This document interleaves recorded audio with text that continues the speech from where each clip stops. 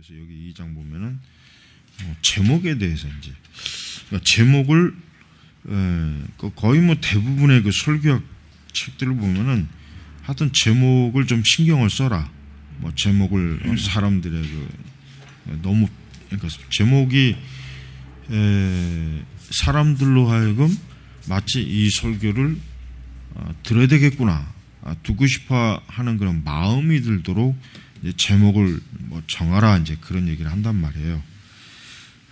근데 사실은 나는 어떤 사람들은 이 제목 하나 정하는데도 뭐 설교 준비에 뭐 굉장히 많은 시간을 1시간도 쓰고 뭐 2시간도 쓰고, 그러니까 그거는 쓸데없는 짓거리예요. 그거는 아니 뭐 하려고 제목 하나 정하는데 그렇게 많은 시간, 제목 하나 정하는데 1분, 2분도 넘어가는 건 쓸데없는 시간, 아까운 시간. 굳이 제목 같은 거 적을 필요가 없어. 근데 대체로 보면은 거의 대부분의 그 교회 목회자들이 보면 제목을 다 적잖아요. 제목을. 근데 로이 존스는 제목을 안 하거든. 근데 내가 볼 때도 굳이 제목을 할 필요가 없어. 왜냐하면 제목이라고 하는 게 솔직히 무슨 필요가 있겠어요. 성경 본문이 있고 그 본문을 이제 해설하고 적용하는 이게 중요한 것이지, 제목이 멋있으면 뭐하냐 말이고 제목 자체가 무슨 사람을 지금 사실은 이 부분에서도 이 제목 자체에 대해서 나는 별로 그렇게 공감을 못 하겠어요. 그러니까 여기 있는 그 첫 번째 분 나오죠. 바라죠. 사람들의 삶을 생각해 보도록 하고 설교의 길을 기우도록 자극할 수 있다. 이건 소용이 없어요. 다음 이제 세 번째 서론도 마찬가지입니다. 우리가 이 서론이라고 하는 것도 이제 현대 복음주의 설교학에서는 이 서론도 굉장히 중요하게, 왜냐하면 마치 광고처럼 사람들이 광고를 적어도 2, 3초 보고 처음에 첫 장면 또 첫 그 광고의 흐름을 통해서 이게 볼만하다, 이게 뭐 이 광고가 볼만하다 보지, 그러니까 이게 딱 결정이 된다고 여긴단 말이에요. 그러니까 뭐 1, 2초 지나서 또 다른 채널을 휙 돌아버리고, 예를 들면 뭐 이제 그저 유튜브 동영상도 보면은 한 5초의 간격을 두고 이제 이렇게 영상을 나 같은 사람이야 뭐 기다리지도 않고 그냥 바로 1, 2초 안에 확 넘겨버리지만, 그러니까 지금 그 유튜브 동영상의 그 기업 광고들이 보면은 첫 부분은 굉장히 어때요? 사람들이 확 눈길을 끌어서 이거 끝까지 봐야 되겠구나, 이런 거에 굉장히 자극적이란 말이에요. 자극적. 그러니까 지금 여기서도 설교를 이제 그렇게 해야 된다. 이제 설교의 구성 요정의 서론도 사람들이 이제 지루해 해야 될 좀 지루할 만한 것도 사람들이 좀 관심을 적게 가질 만한 거 이제 이런 그 신경을 쓰라고 하는데, 이것도 역시 불필요한 거예요. 한 가지 중요한 건 있어요. 서론을 너무 좀 허술하게 하면 그건 역시 좀 위험해요. 그러니까 서론을 들 수 있는 한 우리는 성경 본문 또 성경과 관련한 논증이나 이것으로 시작하는 게 좋습니다. 대체로 서론을 보면 예화를 많이 두잖아요. 예화. 그러니까 사람들의 다 귀를 고정시키기 위해서 예화를 하고 일반적인 얘기를 또 많이 하는데, 나는 오히려 그런 설교가 더 귀에 안 들어오더라고요. 그런 설교가 오히려 더 별로 이 설교는 별 들을 내용이 없구나, 그렇게 돼요.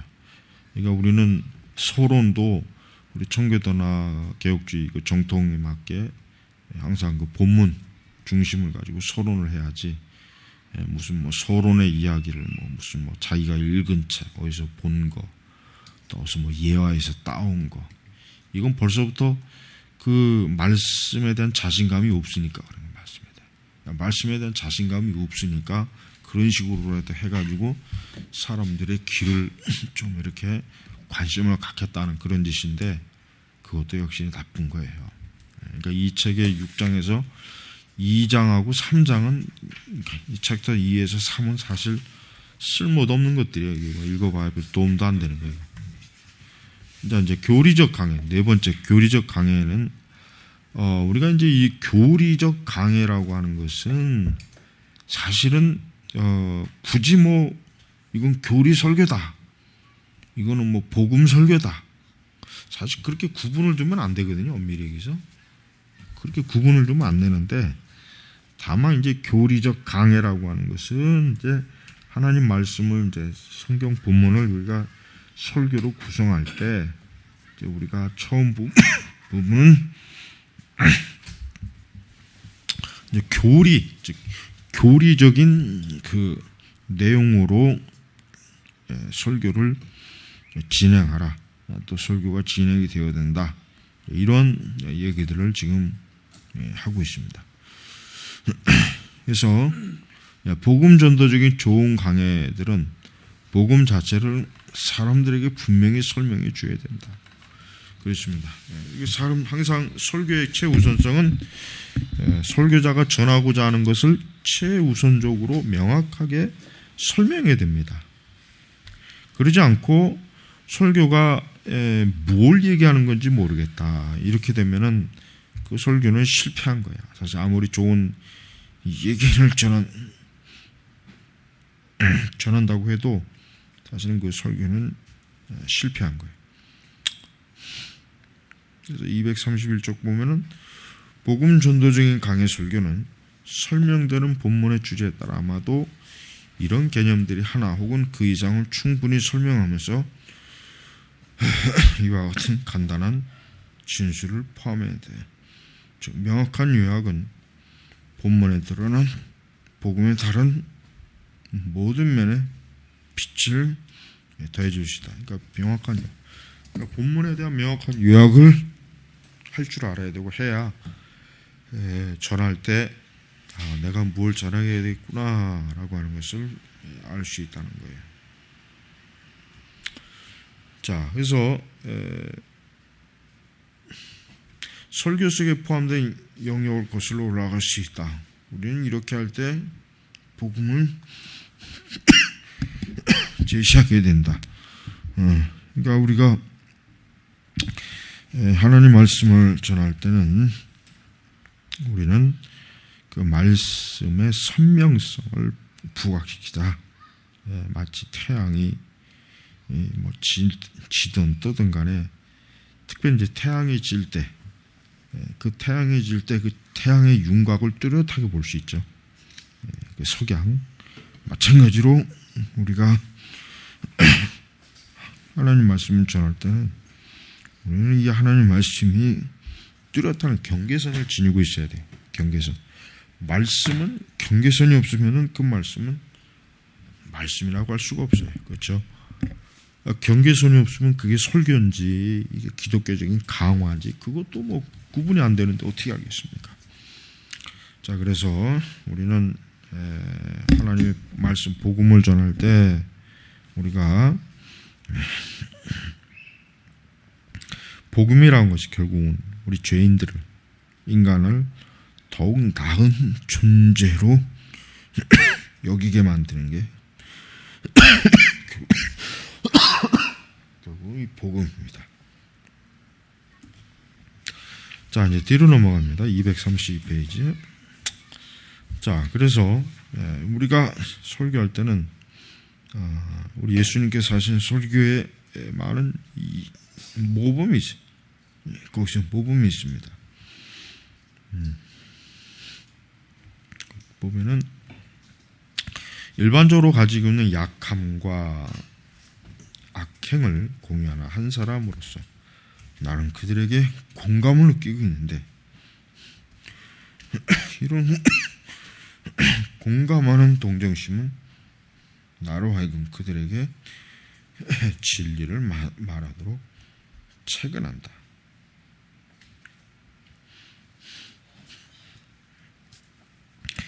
그러니까 우리는 이 설교가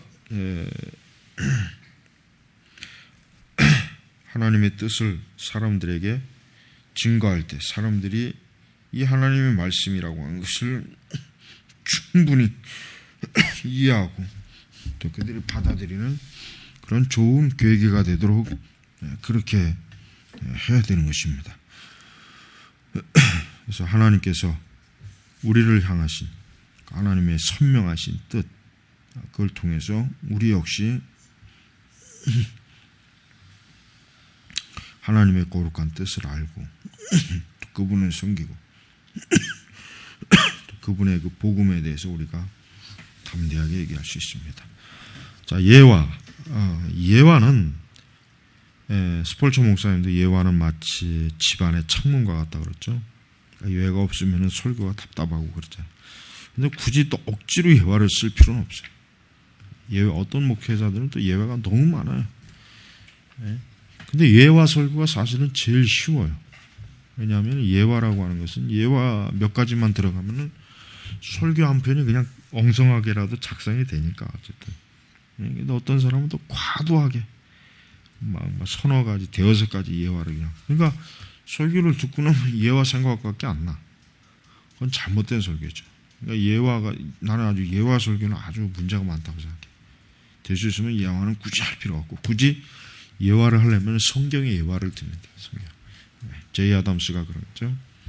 굳이 예화를 만약에 든다면 성경이 풍부한 예화가 있는데 굳이 다른 예화를 찾느냐 이런 얘기를 해요. 그러니까 우리가 이왕 하는 거 만약에 예화를 쓴다면 성경의 예화를 많이 활용해라. 성경의 예화를 많이 활용하면은 그것은 그 자체로 하나님 말씀을 증거하는 것이기 때문에 어때요? 많은 도움이 돼요. 다음에 이제 적용. 이 적용이 참 중요하죠. 이 적용이라고 하는 것은 우리가 설교에 있어서 사실은 뭡니까? 꽃이에요. 그러니까 적용이 없는 설교라면은 그 설교가 도대체 왜 했냐 이런 말이 나올 수밖에 없어요. 그러니까 적용을 잘하는 설교자가 돼도 훈련을 잘해야 돼요.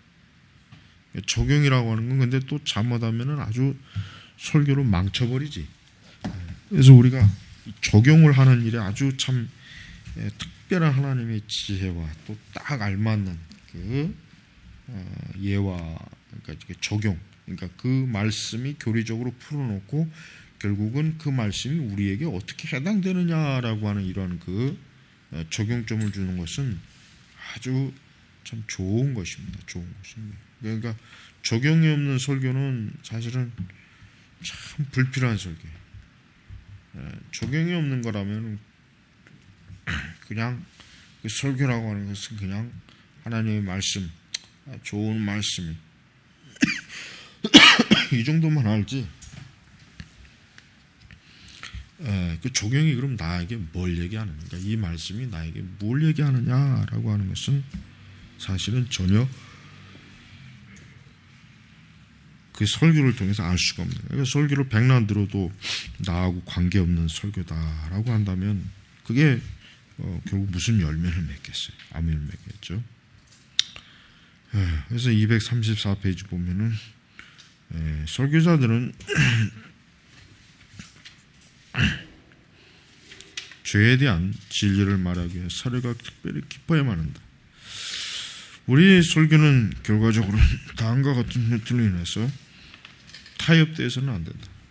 우리가 공동체 안에 있는 비기독교적 청중들이 동의할 것이라고 생각되는 것은 말할 것도 없고, 우리가 청중들의 감정적으로 담대할 수 있을 것이라고 생각하는 것이 타협됩니다.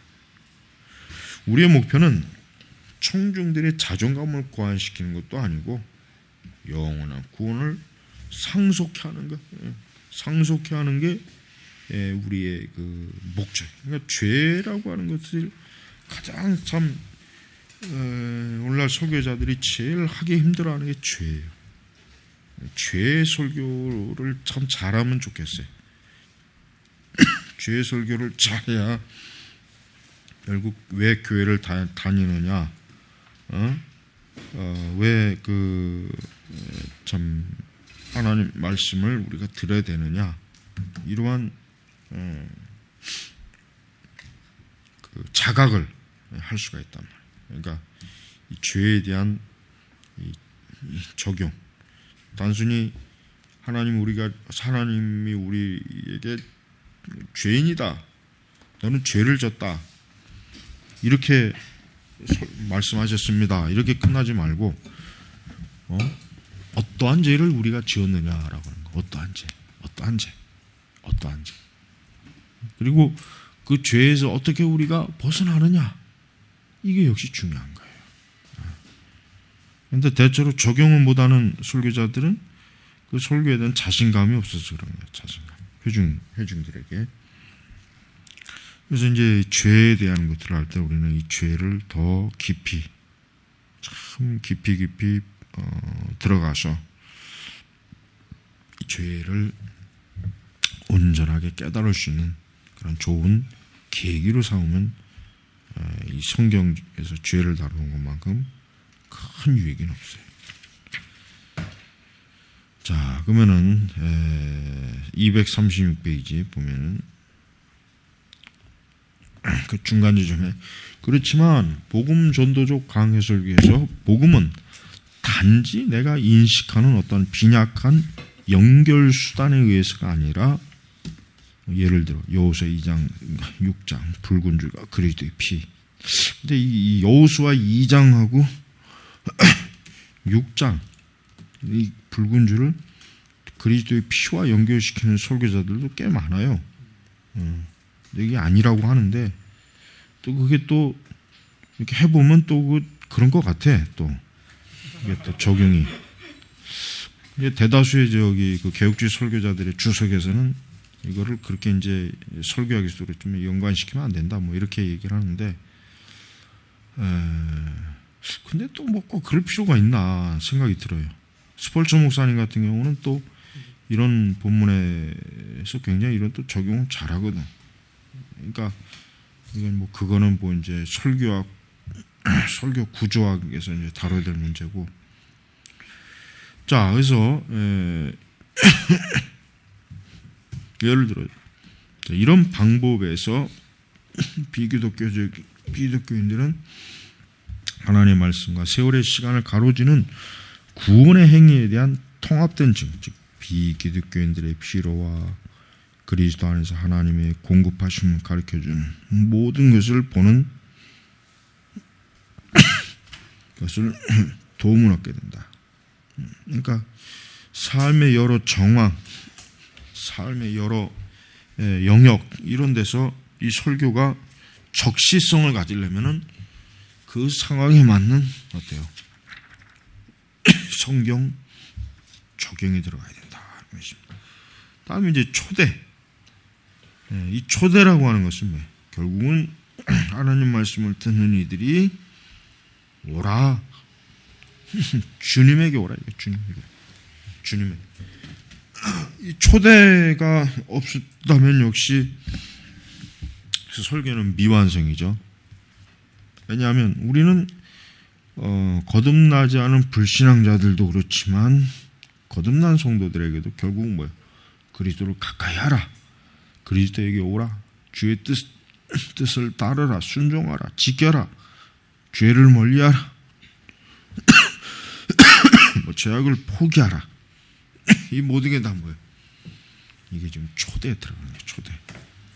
그래서 우리는 이 초대라고 하는 것을 아주 중요하게 해야겠다. 중요하게. 이 초대를 못한다면 하나님 말씀을 아무리 잘 차려놓은 잔치상이라도 사람들에서 먹질 않을 거 아니에요. 아무리 잔치상을 잘 차려면 뭐 하겠어요? 초대하지 않으면 끝이죠. 그 좋은 잔치상이 결국 무용지물이 되는 거잖아요. 그래서 우리가 이 초대는 인위적인 초대가 아니죠. 인위적인 초대가 아니라 성령의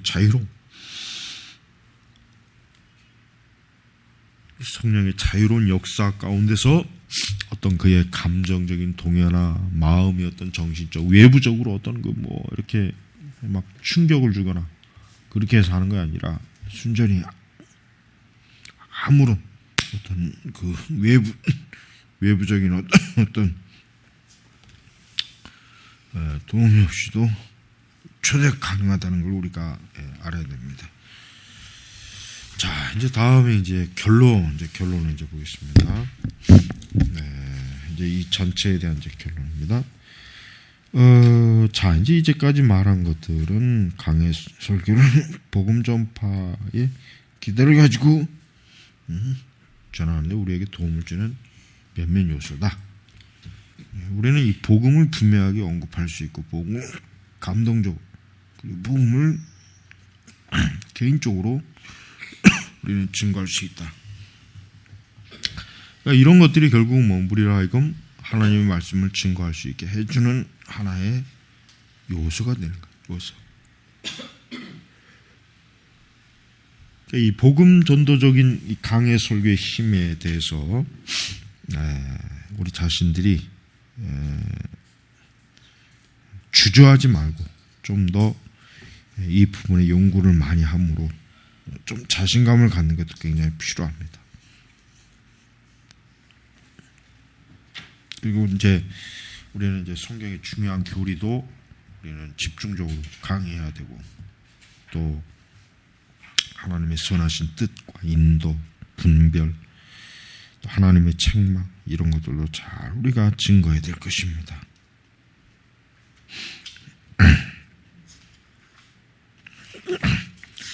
자, 이제 우리 이제 대충 넘어가고, 이거는 뭐 별로 그렇게 중요한 건 아니에요. 복음전도 강의 설교는 내가 볼 때는 뭐 내용이 별로 읽을 만한 게 별로 없어요. 이건 뭐 설교하기에 이미 다 나오는 얘기, 이제 간략한 얘기니까. 다음 이제 우리하고 또 이제 맞지 않는 게 있어요. 공동 예배에서 성경 읽고와 성경 내용으로 기도하기. 물론 중요한 주제이긴 한데, 보통 이제 예배 시간에 사실은 뭐 성경을 읽는 게 있죠. 일반 복음주의 예배는 교동문 해가지고, 교동문이 이미 다 짜여져서 매 1주부터 52주, 그 다음에 이제 특별 절기 또 교동문이 있고, 이제 예배 시간에 이제 성경을 교대로 읽는 거예요. 회중과 목회자 사이. 그 다음에 기도도 이제 성경으로 기도하기. 그러니까 우리의 기도가 그냥 어떤 그 방향 없이 막 두문불출하는 기도가 아니라 아무쪼록 우리 모든 기도가 결국은 내가 성경 말씀을 알고 그 성경 말씀을 내가 하나님 앞에 고스란히 아뢰는구나라고 이렇게 느껴질 정도, 그런 이제 기도를 하라, 뭐 이런 것입니다. 근데 이런 기도가 이제 뭐 하루 아침에 그냥 뭐 생기는 건 아니에요. 그만큼 우리가 말씀에 집중할 때 이 기도는 굉장히 특징적인 하나의 요소가 돼요. 자, 그래서 242쪽으로 넘어가면은 회중 예배에서 성경의 상당 부분을 정규적으로 읽는 것과 다시 등장하는 것, 설교 본문과 다른 성경 하나님의 본문이 듣게 될 부분을 이해하는 데 도움을 주기 위해 정말 그러니까 아주 초대교회 때부터 그 회중 예배에는 성경을 읽는 게 아주 고정적으로 들어갔다는 걸 우리가 알아야 됩니다. 그러니까 사실 아주 초기 때 그 예배 기록을 보면은 뭐 이제 초대교회 때 뭐 예배 뭐 그걸 보면은 이 설교라고 하는 것도 사실은 나중에 가서야 이제 설교가 좀 정형화되고 틀이 잡혔지, 초기에 설교라고 하는 게 뭐 오늘날 같이 이렇게 막 아주 체계적이고 막 그런 설교는 아니에요. 그냥 단순히 어떠한 말씀을 읽고 그 말씀에 대해서 이제 간략하게 정리하고, 예수님, 특별히 이제 예수 그리스도에 대한 회상, 예수님에 대한 회상을 특히 많이 했어요.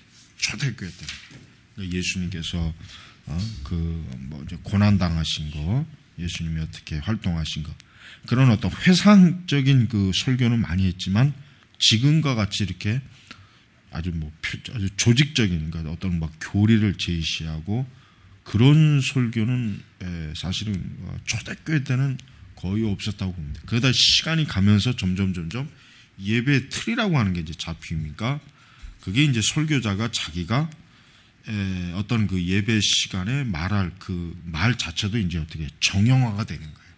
정형화. 그러나 이제 한 가지 중요한 걸 알아야 돼요. 그렇다고 해서 초대교회 설교자들이 그냥 뭐 대충 어리숙하게 설교했다는 생각을 하면 안 돼요. 그 사람들은 어때요? 우리보다 훨씬 더 구약 성경과 신약 성경의 그 부분적인 것들을 능숙하게 아는 사람이기 때문에 그들은 오히려 설교를 굉장히 중요하게 여겼다는 걸 알아야 돼요. 지금 오히려 더 설교가 복음의 원색적인 게 뚜렷할지 지금과 같이 이렇게 뭐 이게 도대체 이 안에 복음이 정말 있는 거냐 없는 거냐, 이게 뭐 감상적인 설교다. 난 제일 꼴보기 싫은 게 이 감상적인 설교자예요. 아주 이 감상적인 설교자들을 보면은 이게 도대체 강단에서 뭐 하려고 제가 서서 뭐 하는 건가 이런 생각이 들어요. 그러니까 감상적인 설교 절대 하면 안 돼. 이거 주의해야 돼. 아주 철저하게 이거는 아주 우리가 버려야 돼. 이런 요소가 있으면. 그래서 그런 상황 속에서 이 회중들이 성경을 정기적으로 읽고 또 교대로 읽는 그러한 그 전통이 지금까지도 이제 교동문이라고 하는 흔적이 남아 있는 것이고, 우리 이제 개신교 같은 경우 그 종교교육자들은 그러한 전통을 다시 자기들의 예배 속에서 발전시켜서 특별히 이제 설교를, 왜냐하면 우리가 미사 때 보면, 미사를 보면 알겠지만 미사 자체는 강론이라고 하지만 그 강론이라고 하는 것은 그냥 약간의 그저 뭐 5분, 10분 그 생활 수준의 어떤 권면, 이게 우리 개신교적으로 얘기하면 권면이에요, 권면. 그러니까 천주교의 강론은 개신교의 권면 정도밖에 안 되는 거예요. 그러니까 이러한 그 예배 어떤 그 좀 그런 요소 속에 우리 자신들이 그러니까 종교교육자들이 볼 때 어때요? 좀 더 이 강론을 이렇게 해서는 안 되겠다. 왜냐하면 종교교육자들 자신이 성경을 많이 연구한 사람이기 때문에 강단에서 할 말이 많은 사람들이에요. 그 사람들은 강단에서 그 사람들은 할 말이 많은 사람들이라고. 그러니까 자기들이 연구했던 것을 강단으로 그대로 가져간 거예요. 가져간 거란 말이에요. 뭐 루터 같은 경우도 그가 그 신학교 교수라면서 시편을 가르치고 그 다음에 이제 구약에 그러니까 주로 이제 구약을 좀 많이 강의를 했지.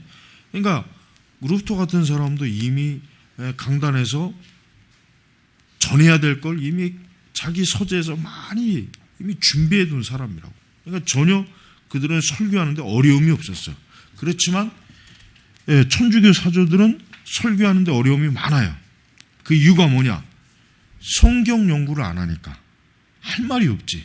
성경 연구를 안 하니까 그들로서는 마땅히 그 미사 때 뭐 할 말이 없는 거야. 그러니까 몇 가지 그저 대충 몇 마디의 어떤 그 강론, 권면 형식, 뭐 열심히 미사에 참여해라. 뭐 우리가 뭐 그리스도의 뭐 그 성체 성사를 통해서 하나님의 뭐 복을 누리자 뭐 이런 정도밖에는 안 되는 거예요. 그러니까 개신교 개혁자들은 그런 미사의 폐해도 여러 가지가 많지만 제일 큰 문제는 뭐냐면 뭐예요? 하나님의 말씀이 선포되지 않는 것. 이게 그들로서는 가장 치명적인 오류였다.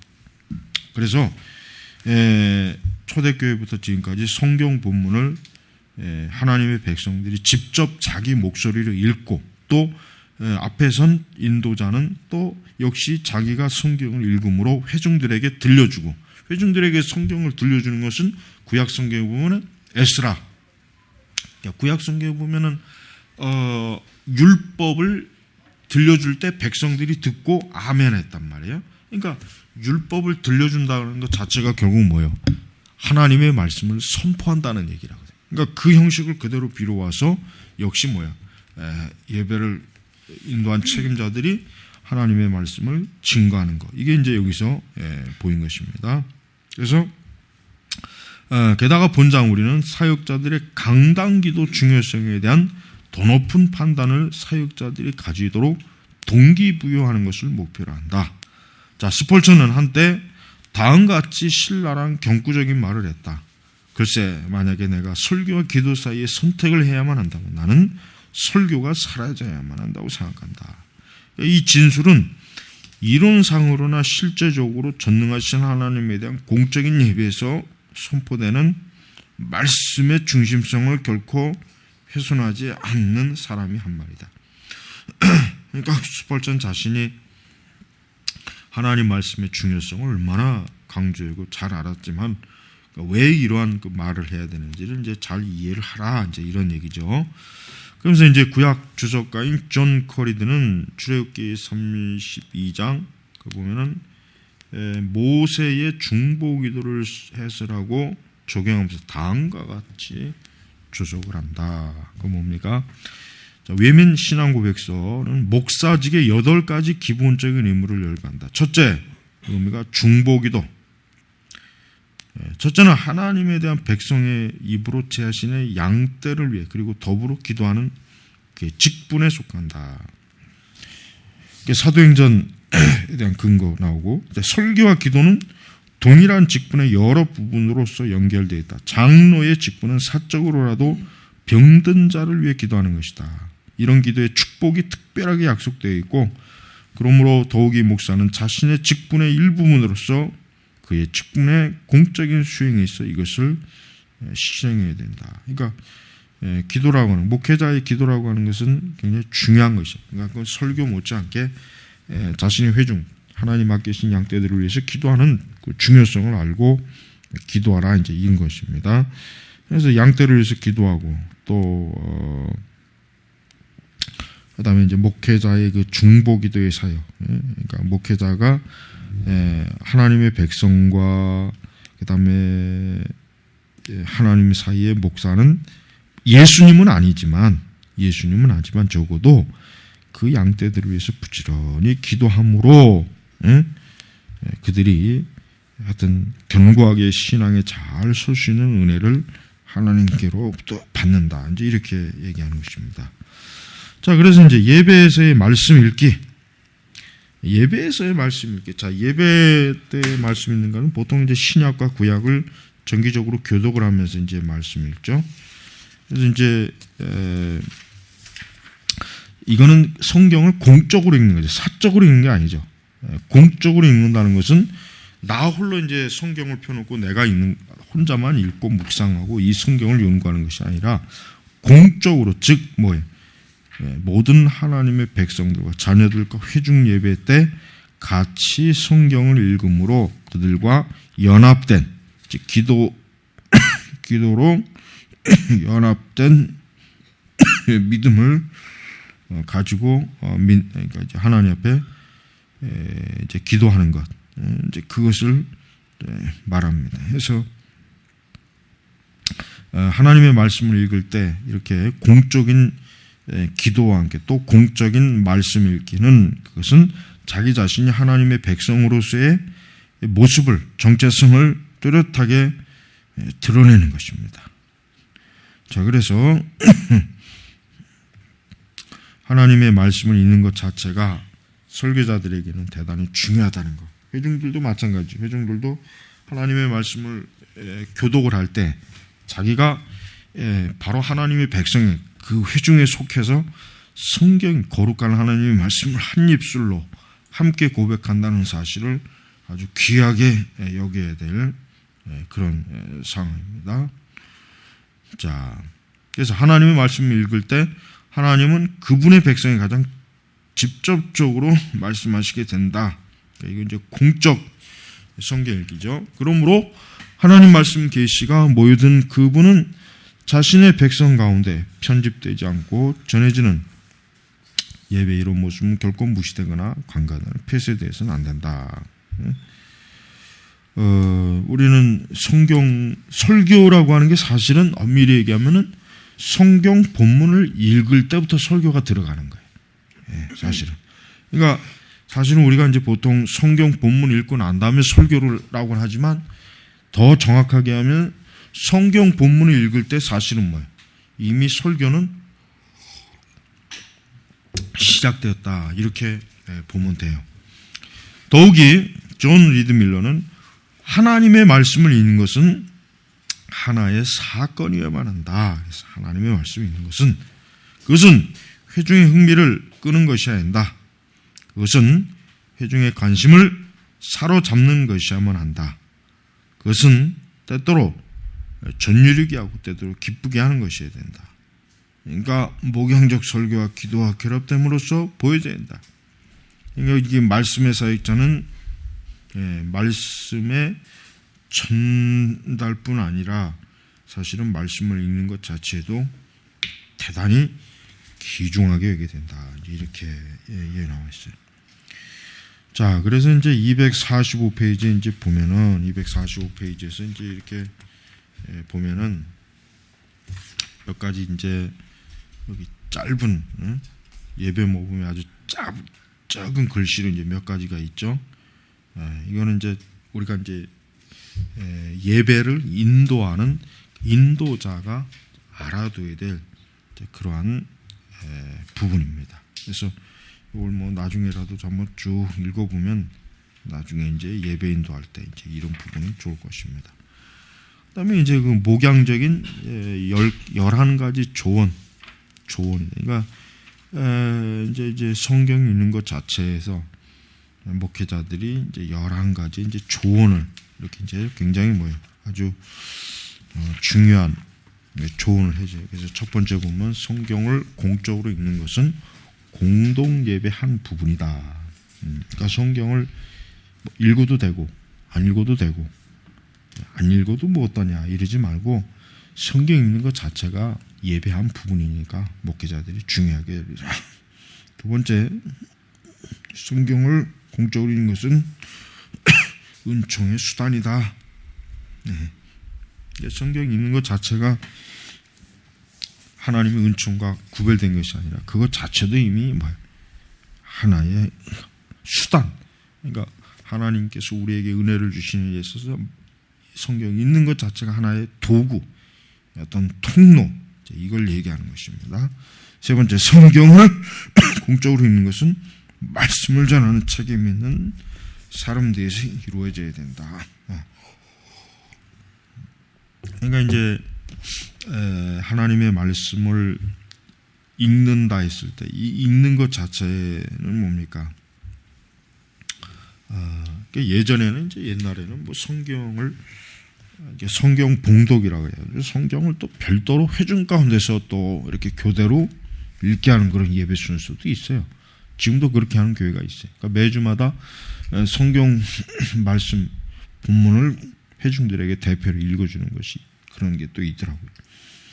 근데 글쎄 뭐 그게 뭐 좋은 건지 나쁜 건지는 모르겠지만은 일단은 여기서 말하는 것은 말씀을 전하는 책임 있는 사람, 설교자에게 이제 이루어져야 된다. 그래서 하나님 말씀을 전하는 것이 무분별하게, 또 무질서하게 그냥 마구잡이로 되지 말고 하나님 말씀을 읽는 걸 좀 더 정교하게 체계적으로 하는 거예요.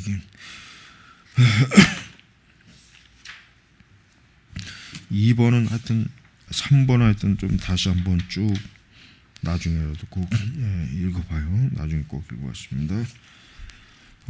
네 번째, 목사는 성경의 모든 것을 자신의 회중에게 읽어주도록 노력해야만 한다. 이거 목회자는 할 수 있는 한 신자들이 어때요?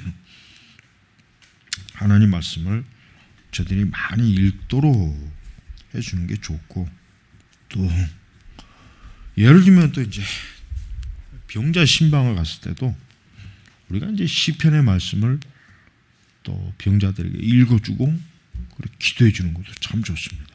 그래서 그 하나님 말씀을 병상에 누워 있는 성도들이, 신자들이 말씀을 읽는 소리를 들음으로 또 위로를 받고 또 소망을 얻고 또 은혜를 받는 그런 은혜가 있다는 것도 우리가 알아야 돼. 그 다음에 다섯 번째, 목회자는 가장 유용하게 번역된 역본을 가지고 읽어야만 한다. 그렇습니다. 이제 할 수 있는 한 가장 좋은 역본이 뭐냐? 가장 좋은 역본이 뭐냐? 그러니까 뭐 우리 같은 경우도 뭐 이제 한글 뭐 개혁판, 뭐 개혁성경은 사실 좋은 번역본은 아니잖아요. 좋은 번역본이 한다고 그거는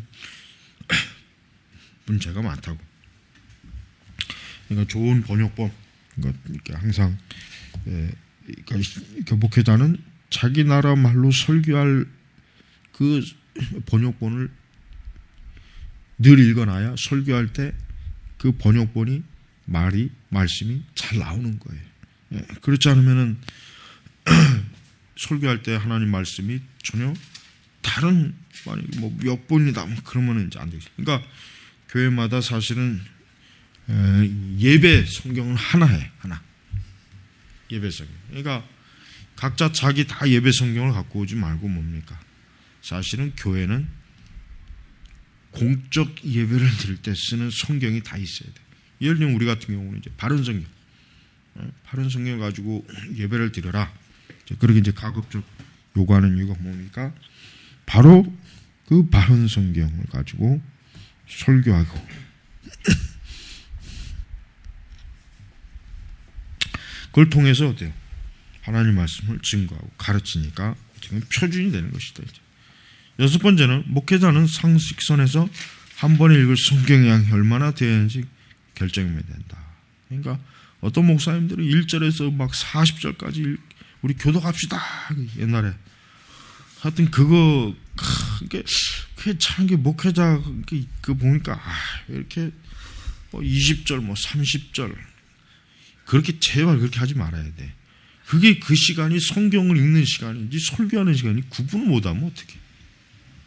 그러니까 어느 정도 딱 몇 절에서 끝내서 자기가 설교하면서 그 말씀을 다루면 되지. 그냥 항상 어느 옛날에 나도 보니까 강의할 때 한 장 전체를 다 읽더라고. 한 장 전체 읽는데 시간이 얼마나 많이 걸려요. 교독으로 읽으면. 그러면은 그거는 설교 효과가 떨어진단 말이에요. 그러니까 왜 그렇게 무식한 방법을 쓰느냐 이해가 안 가 지금도. 그러니까 그렇게 하지 마요. 그냥 설교 본문은 길어야 한 10절. 하여튼 그 전후 사이로 이렇게 하는 낫지. 20절, 30절 한 장 전체를 다. 그런 거 개인적으로 성경 읽는 거하고 어떤 차이가 뭐가 없잖아요. 그렇게 하지 말라는 거죠. 7번은 목회자는 구약과 신약을 읽을 균형을 유지해야 된다. 그렇죠. 우리 항상 균형이죠, 균형. 목회자가 성도들에게 이제 골고루 신약과 구약을 읽을 수 있도록 해줘야 돼. 8번 목회자는 성경 통독을 위한 순서를 만드는 계획을 발전시켜야만 한다. 그러니까 로버트 맥체인이 바로 이것 때문에 성경 읽기표를 만든 거죠. 맥체인이 바로 자기가 목회하는 회중들이 성경을 좀 체계적으로 읽도록 하기 위해서 자신은 그 성경 읽기표를 만든 거예요. 9번째, 목회자는 자신이 멈춘 곳에서 시작해야 됩니다.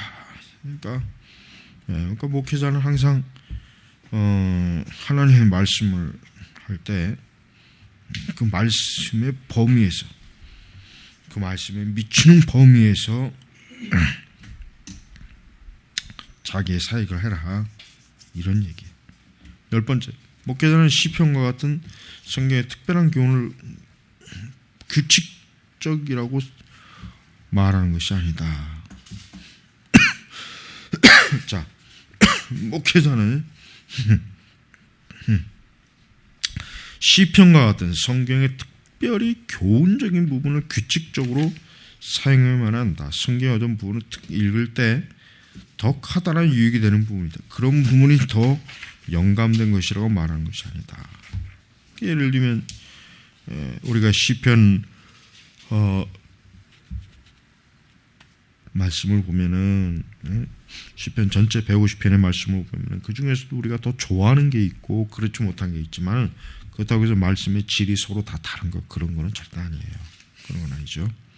11번째는 목회자는 성경 읽을 때 간략한 성명의 말을 들어야만 한다.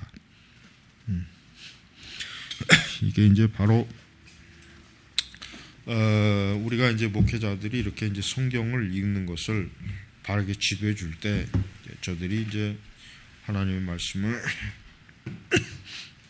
온전히 대하고 그걸 통해서 하나님의 말씀의 뜻을 잘 새길 수가 있습니다. 그리고 이 성경을 혼자 부르면 안 돼요. 성경을 혼자 부르면 반드시 이단이 돼버려요. 이단 교주들 대부분 뭐예요? 자기가 어디서 성경을 읽다가 기도하는 순간에 무슨 하나 빛이 뭐 가슴으로 들어와가지고 어쩌고 저쩌고 말도 안 되는 헛소리 하고 있잖아요.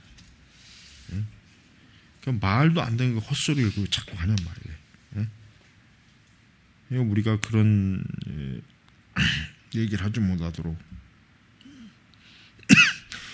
우리 자신이 그런 부분에서 먼저 주의해야 된다. 이런 것을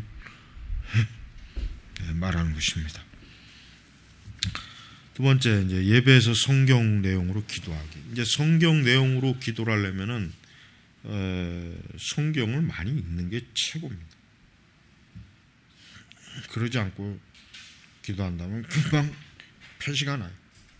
성경을 읽지 않은 상태에서 하는 기도는 확실히 그 기도가 빈약하고 또 기도가 여러 가지로 부족해요. 그래서 우리가 부지런히 성경을 읽고 또 성경을 통해서 하나님 말씀에 대한 이해를 가져야 됩니다.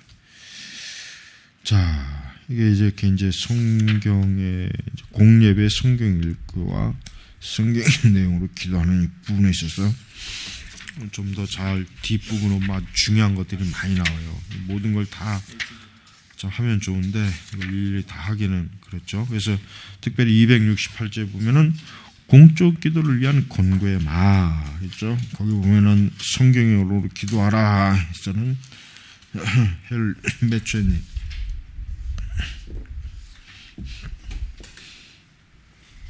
이제 권고의 말이죠. 이게 청교도들의 그러니까 이런 권고의 말을 잘 여러 한번 새겨보고 그 다음에 이제 우리의 기도가 항상 어떻습니까? 뜬구름 잡는 식 기도만 되면 하죠.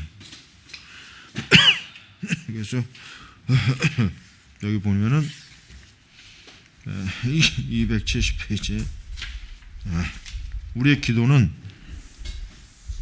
첫 번째 성경 자체에서 발견된 것, 두 번째 성경을 토대로 한 특별한 효력, 세 번째 성경적 기도는 특별한 위로가 있고, 네 번째 성경적 기도는 말씀을 맡은 봉사지 있고, 다섯 번째 성경 속에 있는 기도를 연구하고 사용하라.